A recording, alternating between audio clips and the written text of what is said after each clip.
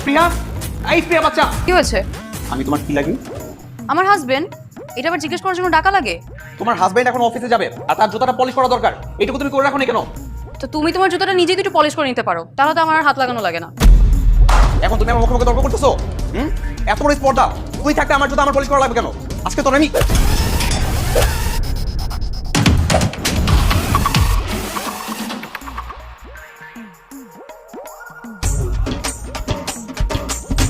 কিরে তুই আজ আবার বৌমাকে মারলি?